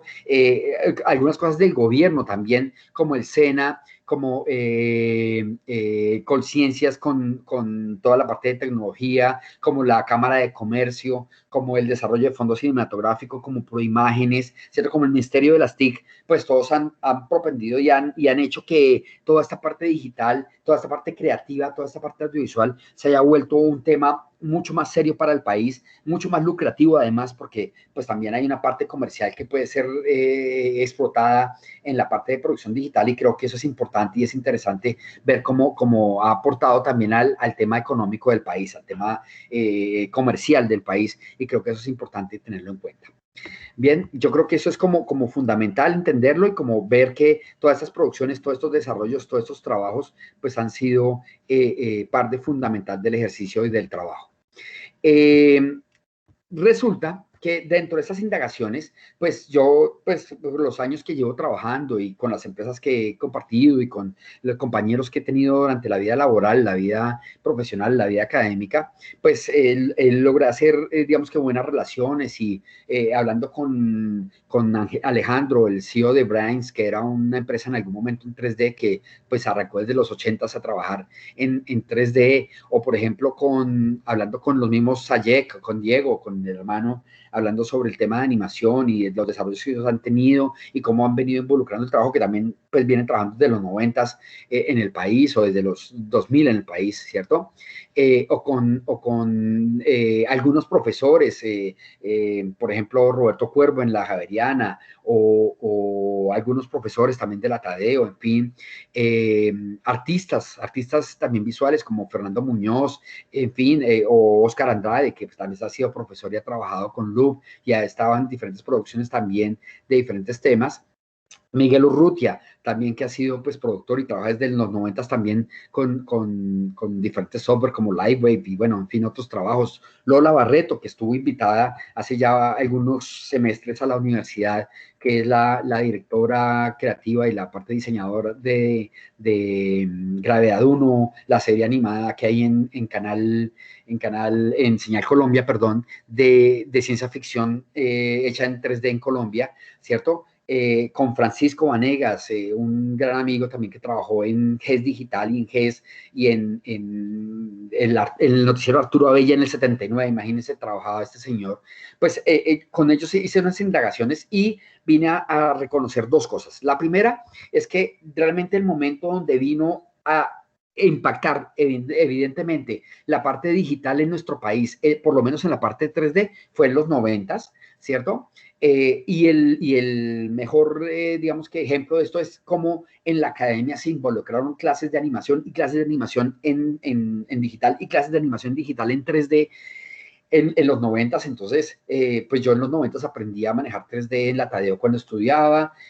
Eh, la Javeriana también en los 90 armó el primer ático que hubo en su momento, el primer inicio del ático. También ellos involucraron algunos softwares y algunos hardware para poder hacer 3D en la Universidad de los Andes, trabajando con arquitectura, trabajando también con arte. También hicieron algunas aproximaciones a trabajar algo digital. La Nacional, pues que por supuesto desde hace ya bastantes años fundó su especialización en animación y pues tiene, a pesar de que la tecnología no es lo más importante de la Nacional, pues sí ha tenido unos desarrollos conceptuales y teóricos sobre el tema de animación. Pues todos estos avances que se vieron en la industria de personas que trabajan independientes o de empresas que ya empezaron a trabajar en 3D impactaron en la parte académica y desarrollaron esos proyectos que hicieron que la gente tuviera más interés, que la gente pudiera entender y que la gente pudiera manejar un poco el tema. Básicamente, digamos que todos esos testimonios de todas estas personas con las cuales pude conocer y entender un poco previamente a que yo entrara en el mundo digital, en el mundo de 3D, tuviera en cuenta que muchas de las empresas empezaron a trabajar con temas análogos que durante los 80s ya se dieron cuenta que venía un tema digital que iba a ser importante. En los 90s, algunos que tuvieron la economía, la plata, la forma de hacerlo, pudieron entrar en hacer animaciones y entrar en el mundo digital y adquirir algunos equipos para poder empezar el trabajo, ¿cierto? En los 90s y ya en los 2000 pues se volvió algo muy popular, ya mucha gente trabajaba en 3D, ya no había que tener un computador muy sofisticado ni tener un software muy costoso para poder trabajar en 3D, sino que había alternativas y creo que eso hizo que hubiese una buena, digamos, un buen desarrollo de la parte gráfica y de la parte de animación en 3D. Básicamente, en todo ese estudio pude identificar una cosa particular, que fue una de las intenciones de hacer todo este tema, y es quiénes fueron o quién fue los primeros que empezaron a trabajar con 3D. Resulta que hubo algunos artistas independientes como Rutia, como el mismo Andrade, en fin, que pudieron empezar a conocer y a entender algunos temas de trabajo en 3D, el mismo Nelson, ¿cierto? Que fueron como las primeras personas que tuvieron como acceso a eso, pero comercialmente, digamos que como la primera máquina que trajeron al país, que tuvo como un impacto importante, que tuvo un desarrollo importante en el país, en el trabajo de 3D, ¿cierto? Fue GES, ¿cierto? Y GES tenía una máquina que, perdón un momento, dejo compartir.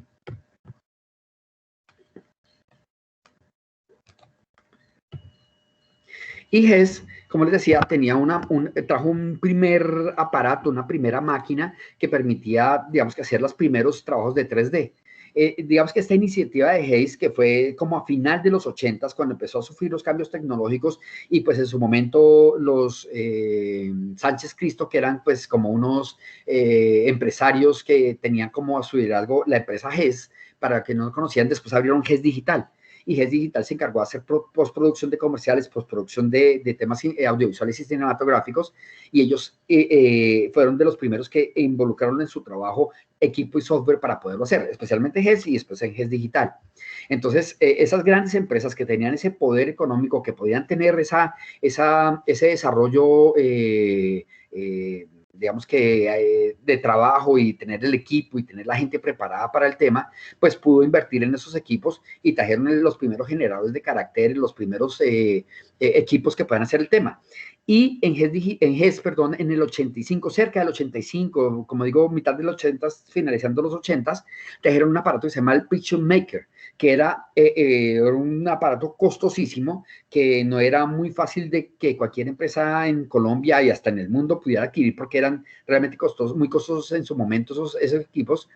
Y había dos personas en ese momento que trabajaban en GES que hacían toda la parte de la parte digital, la parte de 3D, que era Alberto Sánchez y que era Alberto Sánchez Cristo y que era Ronnie Ariza, que era pues como las dos personas que realmente, especialmente Ronnie, que era que realmente hacía el 3D, que se centraron en trabajar el 3D. Y algunas de las cosas que vieron, lo de Canal 1, en fin, fue hecho en GES y fue hecho en GES Digital también, y pues fueron como las empresas, o la empresa que tal vez introdujo al país los primeros equipos de 3D. Por supuesto, en los 90, como digo, ya había gente ya independiente que pudo comprar un computador, que pudo conseguir 3D Max, que era el que en ese momento era como un poco más fácil de poder adquirir y poder trabajar. Eventualmente yo hace algunos años, hace ya bastantes años, trabajé en otra empresa que se llamaba Radar Creativo, que era una empresa de unos caleños que tenían su empresa aquí en Colombia, que fueron también de los, entre comillas, pioneros que empezaron a hacer cosas de 3D en el país. Tuve que trabajar en temas que tenían que ver, por ejemplo, con un producto que no mostré acá, pero que será bueno que investigaran, que se llamaba La Hormiguita de Telecom, que Telecom era la empresa de telecomunicaciones de los tradicional que hubo en Colombia para la gente en telefonía, en correo, en fin, que se llamaba Telecom. Y entonces tenían un personaje que se llamaba La Hormiguita de Telecom, que era como un personaje particular. Primero fue en 2D y después tuvo su desarrollo en 3D.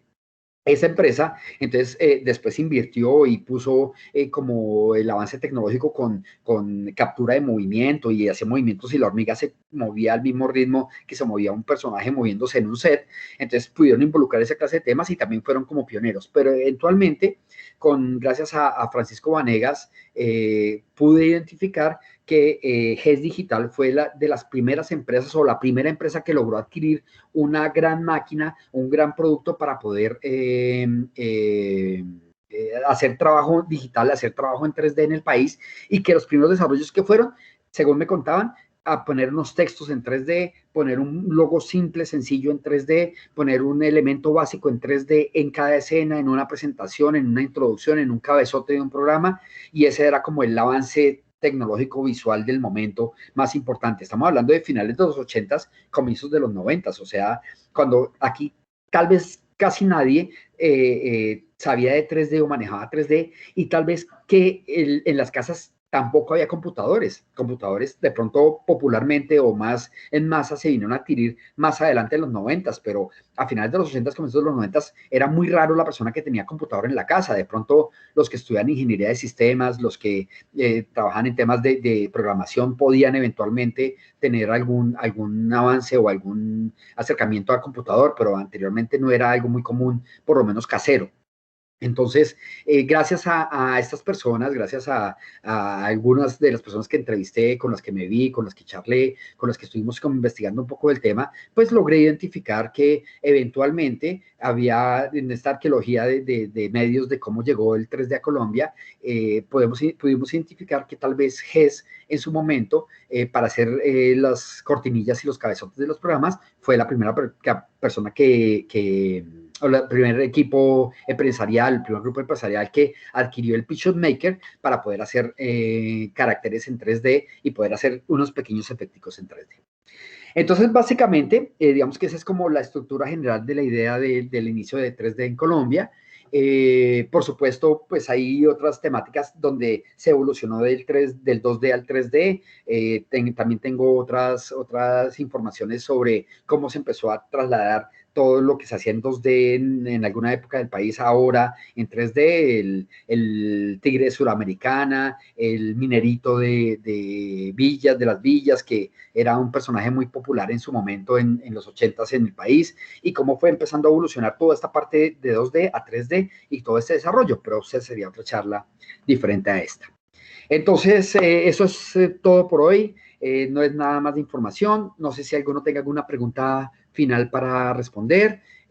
Muchas gracias igual a todos por haber asistido y pues escucho si tienen alguna pregunta o algo más por responder en este momento.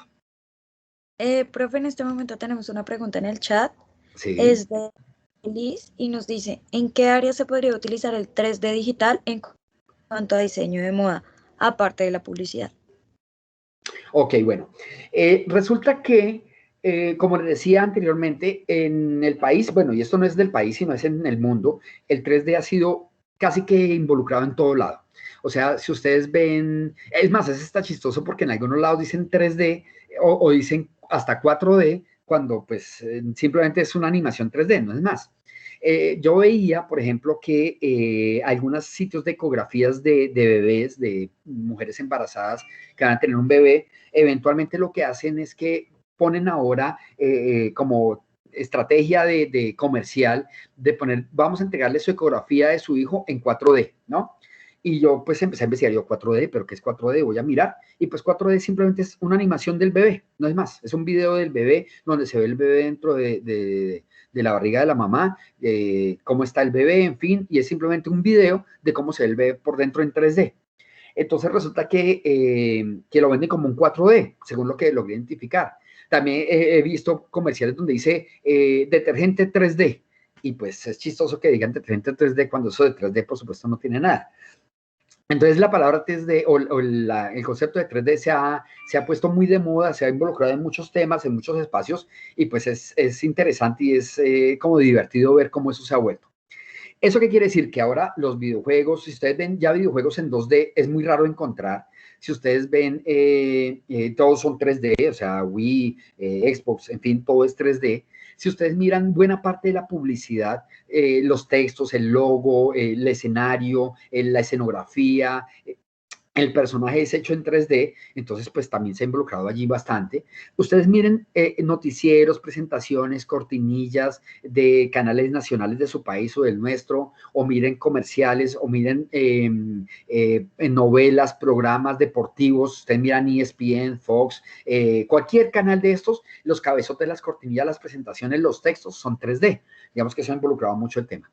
Yo diría que en moda, yo he visto dos cosas particulares que yo haya visto, ¿cierto? Una es que algunos maniquís, ¿cierto? Algunos maniquís de personajes los visten a partir de modelos de 3D, ¿cierto? Ya sabemos que el programa que les hablaba que se llamaba Poser era un programa que tenía unos personajes que venían predeterminados en 3D, niños, adultos, viejos, gordos, flacos, altos, bajitos, como un avatar, una especie de avatar para poder jugar con él.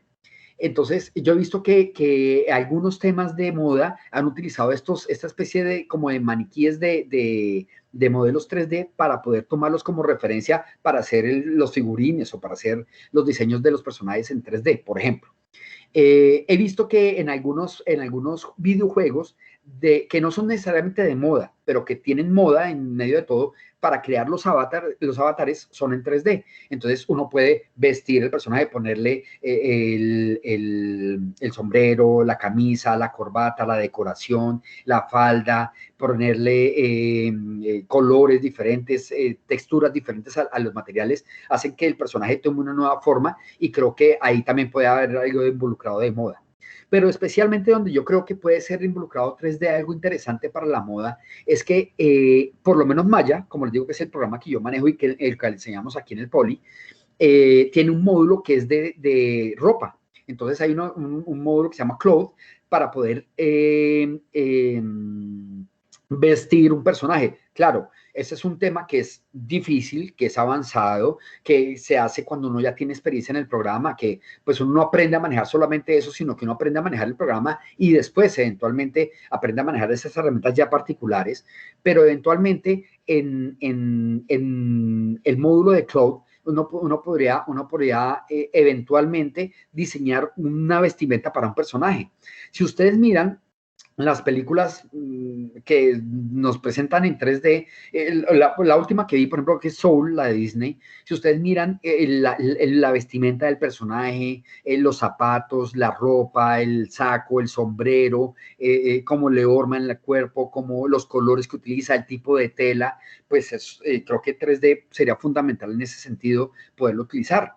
Hay una película ya de hace algunos años que es con Anthony Hopkins y Angelina Jolie que se llama Beowulf, que es como una especie de mito de un dios ahí como nórdico, creo que ya ni me acuerdo bien, me disculpan si estoy equivocado, pero básicamente hay una ambientación un poco medieval, ¿cierto? Un poco de la antigüedad, donde podemos ver que hay una vestimenta de guerreros, de damas de época que tienen como sus vestidos amplios, grandes, que tienen como decoración, arabescos, todo esto eventualmente puede llegar a ser algo que puede impactar en algún proyecto de moda. Yo creo que puede ser algo interesante de trabajar con un inconveniente, como les digo, primero hay que aprender a manejar 3D para después aprender a manejar ese módulo de ropa que pues tiene otros conceptos y otras cosas difíciles.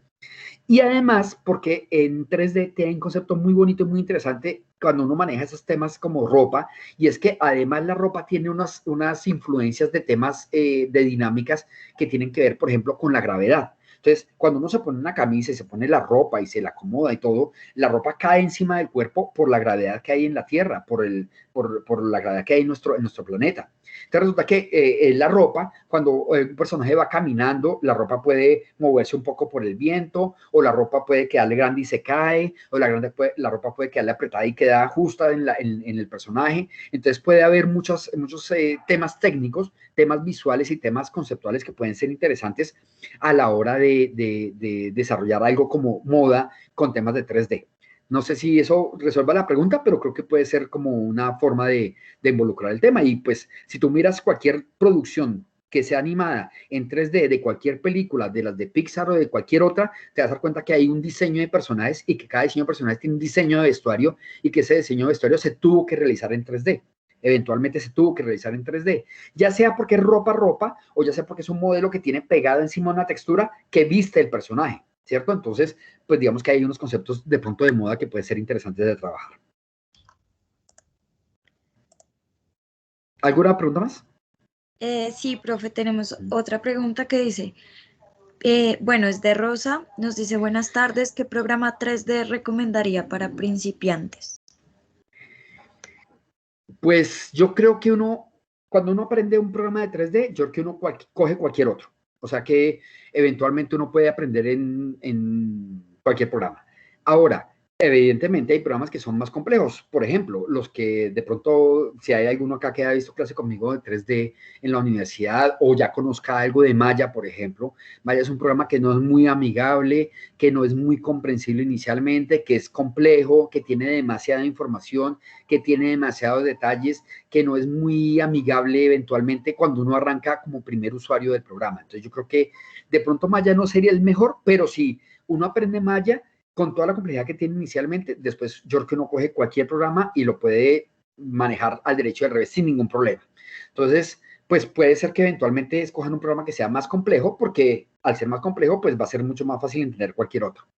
Pero lo que yo he podido ver, lo que yo he podido conocer es que hay dos programas que pueden ser eventualmente fáciles. Bueno, hay programas muy sencillos, hay algunas aplicaciones, por ejemplo, en iPad o en iPhone que sirven para hacer 3D, donde hay cosas para hacer, como por ejemplo, diseños de espacios arquitectónicos, donde uno puede armar espacios tridimensionales. Hay programas de decoración donde uno, como los videojuegos, uno pone una pared, pone un piso, pone una silla, pone una cama, pone una ventana, y uno puede empezar armando de pronto unos primeros pinitos para eso. Pero yo creería que, por ejemplo, Blender, que es un programa de open source, de libre uso, gratis para poderlo bajar, puede ser un programa interesante para aprenderlo a manejar inicialmente. De pronto 3D Max también es un programa que es muy amigable cuando uno no conoce nada del tema de 3D y quiere empezar como a manejar. 3D Max puede ser un programa interesante para poderlo manejar. Pero en mis clases, por ejemplo, hay una cosa que yo sí, digamos que normalmente lo recomiendo cuando empezamos a trabajar. Y es que normalmente en las carreras de diseño, ¿cierto? Tenemos clases de dibujo y tenemos clases de dibujo donde hay perspectiva, hay geometría descriptiva, hay dibujo técnico, hay dibujo artístico y creo que eso, más que aprender a manejar un programa, de pronto es fundamental más bien estar pendientes de esa clase de temas. Si ustedes en su colegio o en algún momento aprendieron a manejar algo de dibujo técnico, o sea, hacer las 4 vistas, la perspectiva, el top, front, side, o la parte de arriba, abajo, al lado, ¿cierto? O si han visto algo de dibujo arquitectónico donde uno habla del corte, la planta, la fachada o la perspectiva, pues creo que esa clase de conceptos puede que ayuden a uno a entender mejor el 3D. Entonces yo creo que pues programas sencillos, como te digo, aplicaciones puedes encontrar en iPad o en iPhone o en Android, pueden encontrar aplicaciones que puedan ser relativamente sencillas para entender cómo está eventualmente esta ubicación tridimensional en los espacios.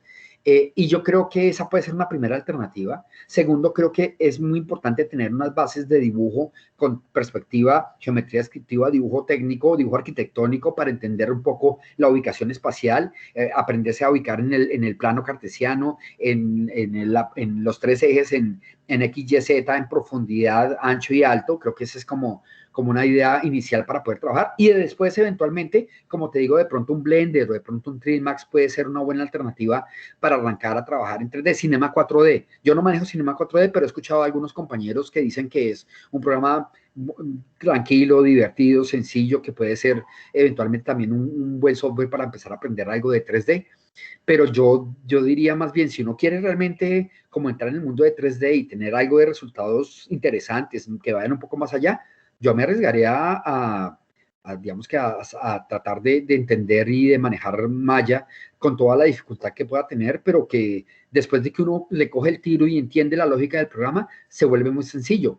Claro, es gigantesco. Si ustedes buscan, van a encontrar que Maya es un programa absolutamente grande. Entonces, aprenderlo todo es muy difícil, pero uno se puede enfocar en aprender cosas particulares del programa eventualmente.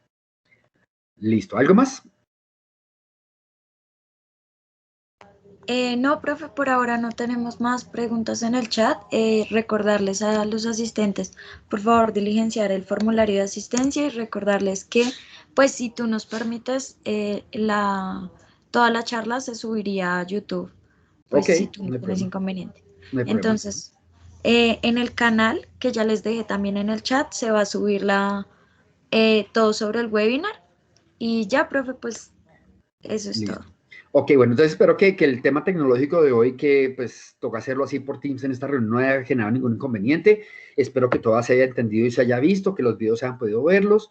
Espero que también algo de lo que hablé de Nelson Ramírez o de las producciones en 3D en Colombia, pues las puedan buscar, las puedan ver. Las recomendaciones de películas siempre, Future World, Westworld, Tron, en fin, que también las busquen y las investiguen un poco y miren esa clase de información. Por supuesto, Pixar, pues que es una referencia de animación, es eventualmente importante tenerla en cuenta. A veces uno dice, no, sí, yo he visto Pixar, yo he visto las películas, pero a veces a uno le sobran o le faltan algunas cositas que pueda encontrar más interesantes y más particulares, y creo que esa es la recomendación.